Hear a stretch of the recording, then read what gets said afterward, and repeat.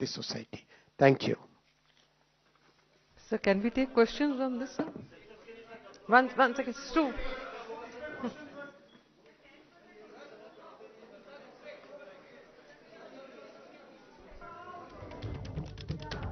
देशात जातनिहाय जनगणना अखेर होणार आहे.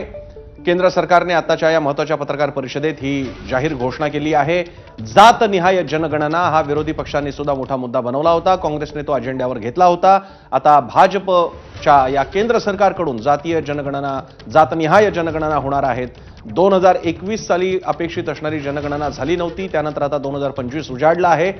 त्यामुळे आता येती जनगणना ही जाती आधारित असणार हे स्पष्ट आहे. यापूर्वी बिहारसह काही राज्यांनी राज्यांतर्गत सर्वेक्षण केली होती. मात्र यावेळी आता पहिल्यांदा जातनिहाय जनगणना होणार आहे. आणि यामुळे भारताचा 1930च्या सुमारास जेव्हा ब्रिटिश सरकारने शेवटची जातनिहाय जनगणना केली होती त्यानंतरची आता जवळपास शतकानंतर पुन्हा एकदा जातनिहाय जनगणना होईल.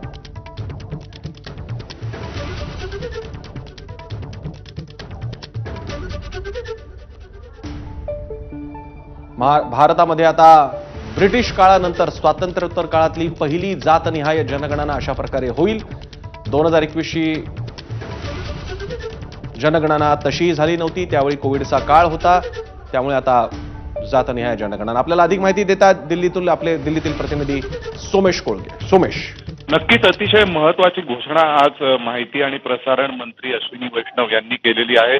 माहिती आणि प्रसारण मंत्री अश्विनी वैष्णव हे कॅबिनेटच्या निर्णयांबद्दल आज ब्रीफिंग करत होते सर्व माध्यमांना आणि त्यावेळी त्यांनी सर्वात शेवटी एक महत्वपूर्ण निर्णय सांगितला आहे. तो म्हणजे कॅबिनेट कमिटी ऑन पॉलिटिकल अफेअर्सची देखील आज बैठक झाली आणि या बैठकीमध्ये स्वतः अश्विनी वैष्णव यांनी त्याविषयीची माहिती देताना असं म्हटलंय की मनमोहन सिंग यांनी लोकसभेमध्ये एक आश्वासन दिलं होतं की जातीय जनगणना केली जाईल, परंतु त्यानंतर जातनिहाय सर्वे केले गेले, ज्याला आपण सोशो इकॉनॉमिक स्टेटस सर्वे म्हणून ओळखतो किंवा सोशो इकॉनॉमिक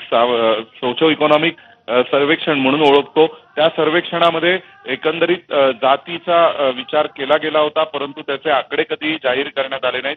त्यानंतर काही राज्य सरकारांनी सर्वे करण्याचा प्रयत्न केला, कारण सेन्सस आणि जनगणनेचा अधिकार हा केवळ केंद्र सरकारलाच आहे भारतीय संविधानानुसार. परंतु राज्य सरकारांनी केलेल्या सर्वेमध्ये पारदर्शकता नव्हती असंही अश्विनी वैष्णव यांनी म्हटलेलं आहे. त्यामुळे याविषयीच्या वेगवेगळ्या मागण्या होत्या की जातीय जनगणना झाली पाहिजे.